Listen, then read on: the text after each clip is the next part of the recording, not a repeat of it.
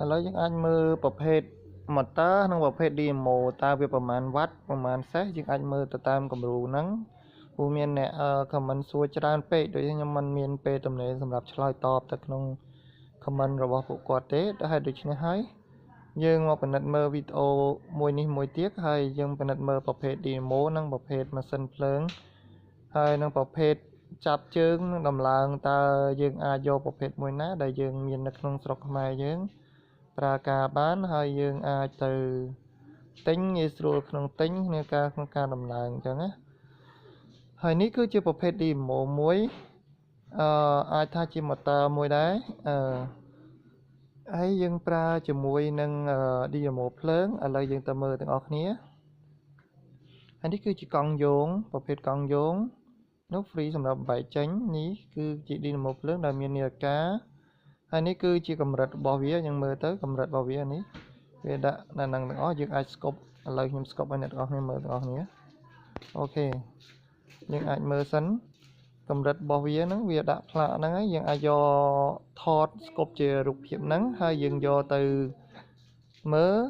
តើវាអាចមាននៅក្នុងស្រុកយើងប្រភេទហ្នឹងវាមានអត់ហើយនេះវាល្អប្រើមួយយ៉ាងដែរអញ្ចឹងគឺកម្លាំងចេញvàoប្រមាណវ៉ាត់នោះភ្លើងវា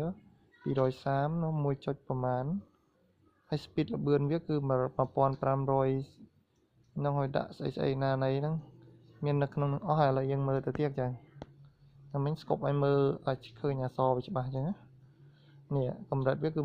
1500តែវាអត់សូវច្បាស់ដែរនឹង50នេះប្រហែលជា5គីឡូណា5គីឡូទៅហ្នឹង5គីឡូប្រភេទហ្នឹងវាមុំប្រើ3គីឡូកន្លះវិញស្ទើរពេក5គីឡូ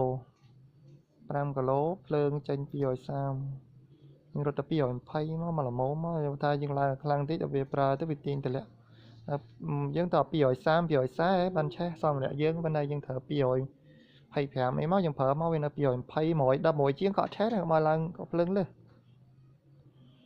ហ្នឹងវាប្រើសម្រាប់វាមានតែប៉ុណ្្នឹងមានខ្សែពៀនហ្នឹងយើងដាក់កង់យោងប្រភេទចឹងយើងមើលទៅប្រភេទ dynamo មកវិលមក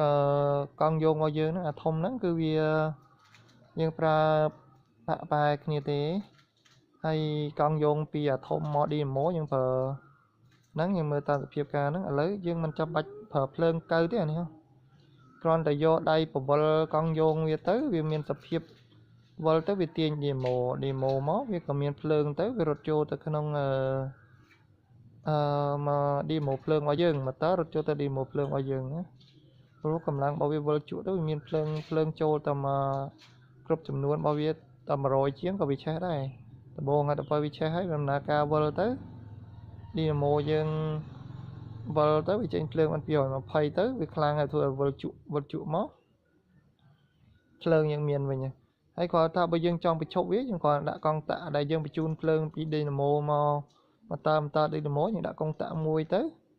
យើងចុចផ្ដែកង់តាក់ទៅវាអត់មានភ្លើងរត់ចូលទៅ motor របស់យើងអញ្ចឹងក៏វាអត់វិលmotor អត់វិល dynamo យើងក៏អត់មានភ្លើងដែរតែនេះយើងយកតែដៃបវលទៅហើយអានេះវាតែណាច្នៃបានប៉ានេះមួយហើយក៏ដូចតែបានទឹកដែរយើងប្រើ motor បូមទឹកក៏វាអត់អស់លុយដែរនេះគេយើងដោតសាក់លបងមើលណាឃើញទេ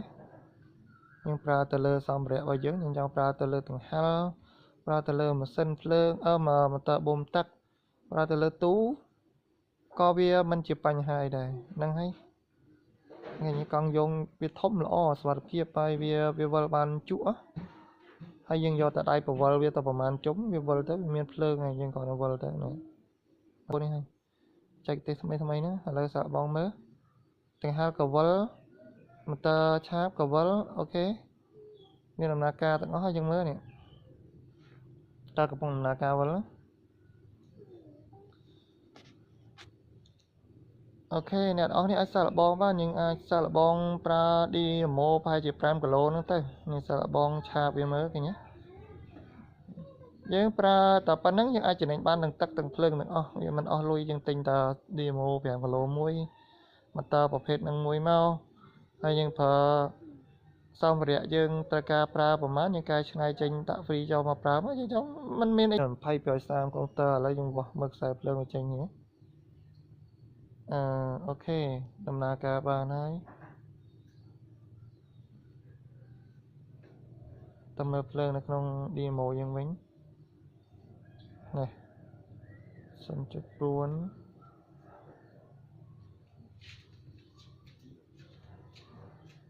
3 មាននឹងរត់អូខេការធ្វើតេស្តសាកល្បងវីដេអូនេះគឺប៉ុណ្្នឹងឯងកុំភ្លេចជួយ like subscribe ដើម្បីទទួលបានវីដេអូថ្មីៗទៅខាងមុខទៀតដើម្បីបានបច្ចេកទេសប្លែកៗខុសពីនឹងទៀតណាអរគុណច្រើនជួបគ្នាវីដេអូខាងក្រោយទៀត